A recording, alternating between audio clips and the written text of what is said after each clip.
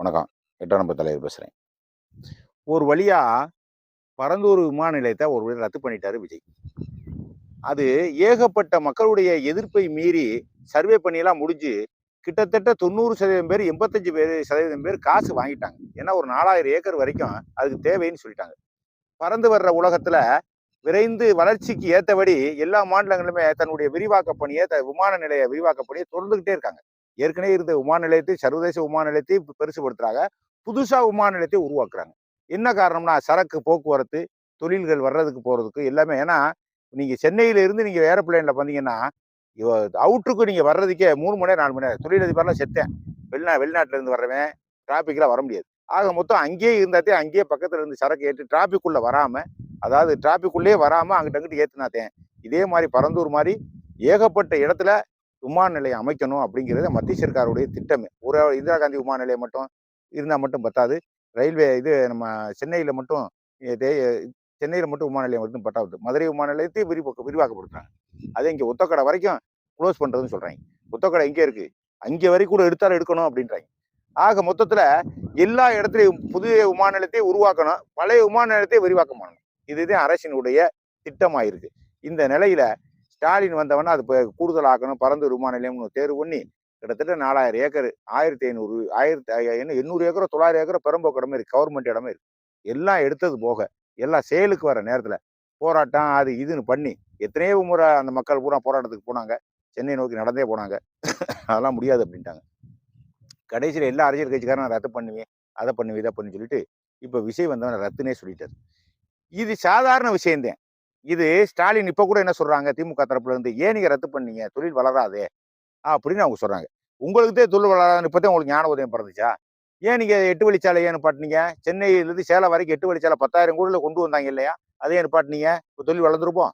8 வழிச்சாலை இல்லைன்னா நான் 2 வழிச்சாலையிலே தொழில் வளர்ந்துருமோ? 8 வழிச்சாலைல வேணான்றீங்க. என்ன காரணம்? எடப்பாடி எடுத்தது. அங்கே போய் மக்களை சந்திக்கிறது ஸ்டாலின். இடம் எடுக்கக்கூடாது, விவசாய நிலம் பாதிக்கப்படும், அன்புமணி போறது, போராட்டம் பண்றது, சும்மா நாச்சுக்கு எதையா ஒன்று சொல்லி விடுறது, அவங்களுக்கு ஏற்றபடி பேசுறது, ஆளுங்கட்சியா வந்தவன அதை மாத்தி பேசுறது. இப்ப இந்த உங்களுக்கு பட்டுக்கிருச்ச இப்ப என்ன நீங்க கொண்டு வந்த திட்டத்தை இந்த விஜய் ரத்து பண்ணிட்டாரு, இப்ப என்ன பண்ணுவீங்க? ஆக உங்களுக்குள்ள ஒரு போட்டி இருக்கு. யாரு பொதுவான நோக்கத்துல ஒரு திட்டத்தை ஆதரிக்கணும், அதை கொண்டு வரணும், வளர்க்கணும், நாடை வளர்க்கணும், தொழில்களை பூரா நிறைய கொண்டு வரணும், அப்போ படித்த இளைஞர்களுக்கு வேலை கிடைக்கும், அப்போ ஏற்றுமதி ஆகும், அதுல இருந்து வருமானம் வரும் அப்படிங்கிற எண்ணம் உங்களோட ஜிடிபி வளர்ச்சியை உருவாக்கணும் அப்படிங்கிறலாம் உங்களுக்கு இல்லை. அரசியல் ரீதியா சில விஷயங்களை மோட்டிவ் வச்சுக்கிட்டே 2 பேரும் மல்லு கட்டிக்கிட்டு சண்டை ஒரு இப்ப 3வது விஜய் வர வேண்டார். பரந்தூரை நிப்பாட்டு, நான் புதிய ஒரு இடம், விவசாயம் இல்லாத ஒரு இடத்த, விவசாயிகளே பாதிக்காத ஒரு இடத்த நான் உங்களுக்கு தேர்வு பண்ணி தர்றேன் அவனுக்கு மாநில. சரி, இந்த இடத்த என்ன பண்ணுவீங்க?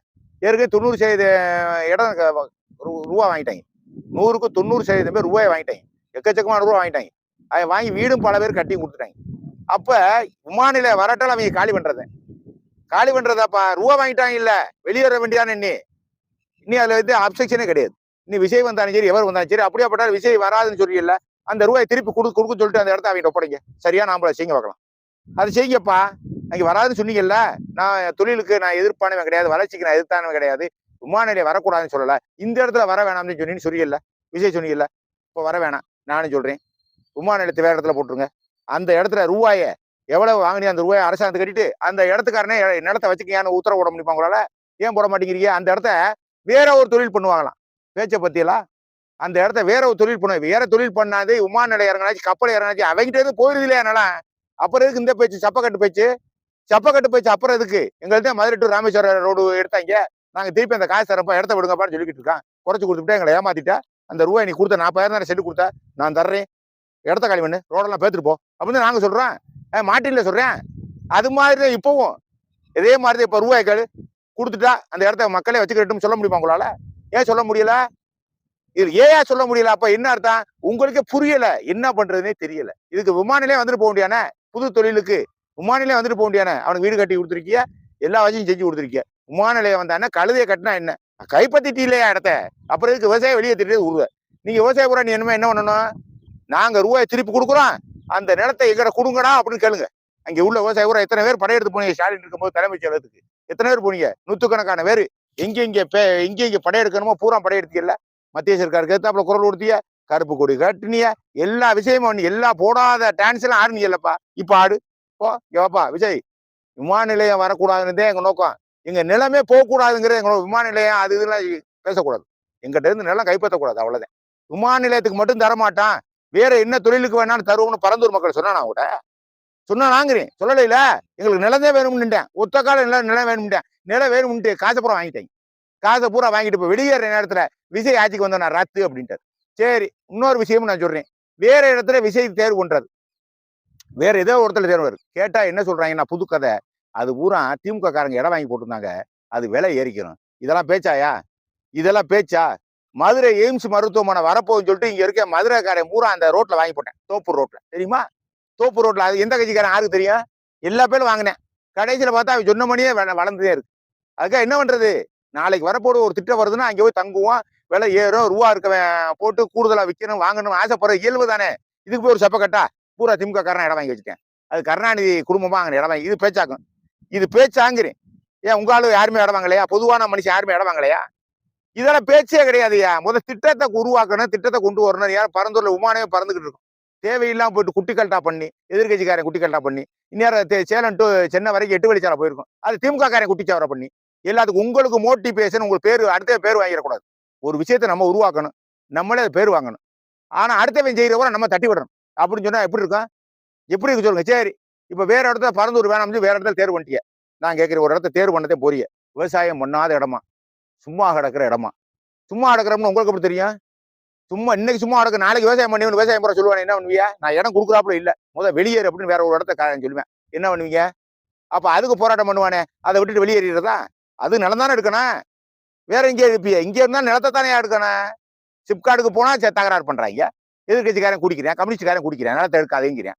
சீமான் போய்க்கிறாரு அடிக்கடி, எதுக்கு எடுத்தாலும் அவர் தலையை காட்டிக்கிறாரு. போரே வர்றேன் பூரா எதிர்ப்பு தெரிவிக்கிறேன். எந்த திட்டமா இருந்தாலும் எதிர்ப்புட்டேன். எதிர்கட்சிக்காரன் அவங்கள ஒண்ணு சேர்ந்துக்கிறேன். திட்டத்தை எப்படி கொண்டு வர்றது? திட்டத்தை எப்படி கொண்டு? இப்ப நீங்க வேற இடத்துல விமான நிலையத்துக்கு எடுக்கத்தான் போறீங்க, நான் பார்க்கத்தான் போறேன். அதுல திமுக சேர்ந்துக்கிறோம், அண்ணா திமுக சேர்ந்துக்கிறோம், கம்யூனிஸ்டுக்காரன் சேர்ந்துக்கிறேன். உங்களோட எல்லா கட்சிக்காரும் சேர்ந்து எடுக்காதையும் சிவப்பு கொடியை ஊண்டிட்டு வந்துருவாங்க. அண்ணா திமுக கொடி பறக்கும், அந்த இடத்துல திமுக கொடி பறக்கும். எப்படி எடுப்பீங்க நீங்க? அந்த பக்கம் சேர்ந்துக்குறானே. ஆக மொத்தத்துல எந்த இடம் எடுத்தாலும் எதிர்ப்பு வரத்தான் போகுது. எந்த இடம் எடுத்தாலும் நீங்க சமாளிச்சுதான் ஆகணும். விமான நிலையம் போட்டு ஆகணும்ல, இல்லைன்னா உனக்கு தொழில் நனைஞ்சு போகும்ல. அதை டக்குன்னு ஊத்தி கொண்டு திருப்பி இன்னொரு விமான நிலையத்தை கர்நாடகா கொண்டு போய் போட்டுருவேன். அவனுக்கு என்ன மத்திய சேரி ரூபா கொடுக்க போறேன்? அவனுக்கு என்ன இடத்துக்கு குண்டா குண்டா கொடுக்குறேன்? ஒரு இடத்துக்கு 5 லட்சம் 10 லட்சம் 20 லட்சம் கொடுக்குறேன் ஒரு சென்ட்டுக்கு. அவனுக்கு என்ன? வேற ஒரு மாநிலத்துக்கு போச்சுன்னா நீ மணி ஆட்ட வேண்டிய உட்கார வச்சுக்கிட்டு டிங்கின்னு மணி ஆட்ட வேண்டிய. ஏற்கனவே 10 லட்சம் கோடி கடன் ஆகி போச்சு, வெளிநாட்டுக்காரன் வரமாட்டேன். தொழில் விமான நிலையம் எத்தனை இருக்குன்னு கேட்டா சென்னை மட்டும்தான் இருக்கு, மதுரை மட்டும்தான் இருக்கு, திருச்சி மட்டும்தான் இருக்கு. கூட 300 கிலோமீட்டர்ல எந்த விமான நிலையமே கிடையாது. கார்லதே விழுந்தடிச்சு சரக்கு ஏத்தணும்னு சொன்னா ஓடியோவேன். உங்கள்கிட்ட ஓடியோவேன் நினைச்சுக்கிட்டு இருக்கீங்களா? போக்குவரத்து எளிமையா இருக்கணும், அப்பதான் செலவு கம்மியாகும், அப்பதான் உலகத்துல போட்டி ஓடலாம். ஒரு தொழில் இங்கவா 100 ரூபாய்க்கு தரியா, நான் 80 ரூபாய்க்கு தரேன், அப்பதான் உன் பொருளை வாங்குவேன். இல்லைன்னா வாங்க மாட்டேன். உன் பொருளை தேடி பிடிச்சி அடைஞ்சு நீ 100 ரூபாய்க்கு செலவழிச்சு கொண்டு வந்து அவன் அடுத்து சீனாக்காரன் 50 ரூபாய்க்கு கொடுப்பேன், ஜெர்மனிக்காரன் 70 ரூபாய்க்கு கொடுக்குறேன். நீ 100 ரூபாய்க்கு சொல்லிக்கிட்டு என்ன காரணம்? உனக்கு ஏற்றுமதி இறக்குமதி, தொலைதூரம், டீசல், போக்குவரத்து, கிளீனர் வாடகை, டிரைவர் வாடகை, அப்படி இப்படி நீ ஒரு கதையை வாசிப்பு. இந்த கதை அவனுக்கு தேவையில்லாது, அவனுக்கு தான் குறைச்சு கிடைக்கணும், ரேட்டு குறைச்சு கிடைக்கணும், தரமா இருக்கணும். இதைத்தான் அவன் பார்ப்பேன். இந்த இடத்துல என்ன? அப்ப விமான நிலையை உருவாக்கணும். பக்கத்துல அங்கங்க விமான நிலையை உருவாக்கினா மட்டும்தான் செலவு குறையும். செலவு குறைஞ்சாத்தே பொருளை வாங்குவேன், பொருள் வாங்கலாம், விற்கலாம், போட்டு அந்நிய செலவணி வந்து கூடும். இதை விட்டுட்டு சும்மா குந்தாங்குறை எல்லாமே அரசியல் பண்ணிக்கணும் வைங்க, ஒன்றும் வேலைக்கு ஆகாது. இந்த விமான பார்க்கத்தானே போறிய, விஷயம் எடுக்கத்தானே போறாரு. அதுல பாருங்க உங்க கதை என்னன்னு தெரிஞ்சு. எல்லா கட்சிக்காரும் கொடியை ஊட்ட போறேன், எடுக்காத, உள்ள விமான நிலையத்தை ஓட வைப்பேன். அவனுக்கு என்ன தெரியும்? அவன் குட்டி கல்ட்டா தானே பண்றதானே எதிர்கட்சிக்காரனுடைய வேலையை. ஏன்னா நாடு வளர்ந்துட்டா அவனுக்கு ஒரு பயம், அவனுக்கு ஒரு அச்சம். இவங்க திட்டத்துல விஷயம் கொண்டு வந்து நாடு வளர்ந்துட்டா நீங்க எப்படி ஸ்டாலின் வர்றது, நீங்க எப்படி இடைஞ்சல் பண்றீங்க? அது மாதிரி இவங்களும் வருவாங்க. ஆக மொத்தத்துல சுத்தமா எங்கேயுமே எதையுமே பண்ணக்கூடாதுங்கிற அடிப்படையில் தமிழ்நாட்டு அரசியல்வாதி கூட சத்திட்டேன், சூழ்ந்துட்டேன். இந்த இதெல்லாம் எப்படி நீங்க தாக்கு பிடிப்பீங்க? நாங்க எப்படிப்பா தாக்கு பிடிப்பீங்க? இப்ப நான் சொல்ல வர்றேன், பரந்தூரா ரத்து பண்ணிட்டீங்க, அது ரைட்டு. அந்த மக்களுக்காக ரத்து பண்ணல, நீங்க அரசியலுக்காக ரத்து பண்ணிருக்கீங்க. ஏன்னா மக்கள் ரூபா வாங்கிட்டான்ப்பா, மக்களுக்காக நீ ரத்து பண்ணல. மக்களுக்காக ரத்து பண்ணா அந்த ரூபாயை திருப்பி செலுத்திட்டு இடத்த எடுத்துட்டு போங்கன்னு சொல்லுவோம். அதுக்கு நான் வரவேற்பேன். விஷயம் சொல்ல முடியுமா உங்களால? சொல்ல முடியாது. வேற தொழில் போடுறாங்க. எப்படி என்னையா உங்க மனசுல என்னதையா நினைச்சுக்கிட்டு இருக்கியா? சரி இது வேணாம், இப்ப தேர்தல் வைப்பான், தேர்தல் வைக்க முடியாட்டாங்க. 5 தொகுதி இல்ல, 10 தொகுதி இல்ல, 20 தொகுதி இல்ல, தேர்தலே வைக்க முடியாது. ஏன்ட்டான் தேர்தலுக்கு கையை வச்சிட்டேன். நேற்று கூட சொல்லிட்டாங்க சென்னை ஹைகோர்ட்ல. ஆனா தேர்தலாம் வைக்கிறாப்புல இல்ல, அந்த எம்எல்ஏ விலை கொடுத்து வாங்குறேன், இந்த எம்எல்ஏ விலை கொடுத்து வாங்குறேன், அதெல்லாம் நாங்க இப்போதைக்கு தேர்தலை பத்தி சிந்திக்கவே இல்லை அப்படின்ட்டான் கோர்ட்ல. இப்ப என்ன செய்வீங்க? இப்ப தேர்தலை வச்சா நீங்க ஜெயிக்க முடியும்னு நினைக்கிறீங்களா? நான் கேட்கிறேன். இப்ப தேர்தல் வருது, 5 தொகுதி வருது. 1 ஜெயிச்சு முடியல, 2 ஜெயிப்பீங்களா? நான் சவால் உங்களால ஜெயிக்க முடியாதுன்றேன். என்ன காரணம்? அதிமுக ஆட்சிதே நீங்க, திமுக ஆட்சிதே நீங்க. உங்களுக்கு இதுக்கு நீங்க இதுக்கு ஸ்டாலின் இருந்துட்டு போயிருக்கலாமே, எடப்பாடி இருந்துட்டு போயிருக்கலாமே. ஒன்றும் பெரிய மாற்றம் இல்லையே. உங்க மேலே ஊழல் குற்றச்சாட்டு வந்துருச்சு, அவங்க மேலே ஊழல் குற்றச்சாட்டு வந்துருச்சு. அவங்க கேஸுக்கு 140 ரூபா வாங்கினேன். நீங்க 24 உண்ட பாட்டில் பிராந்தி பாட்டிலுக்கு 140 ரூபா வாங்கினாங்க. நீங்க 24 ரூபா கொண்ட பாட்டிலுக்கு 52 ரூபா வாங்கிட்டீங்க. எப்படி 52 ரூபா இல்ல, கம்பெனியே வாங்கிட்டீங்களா? 52 ரூபா நான் தப்பா சொல்றேன். 52% லாபத்துல 52%. 500 கோடிக்கு வாங்குறீங்கன்னா 52 எவ்வளவு ஆகுது?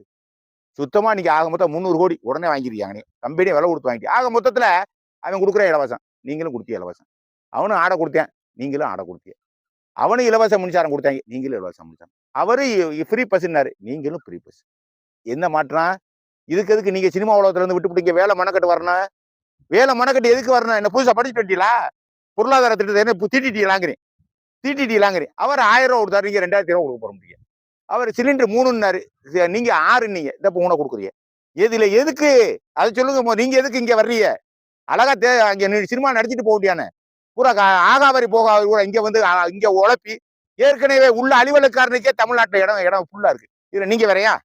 இதுல விஷயம் வேறையாங்கிறேன். போங்க நீங்களும் உங்க அரசியலும்.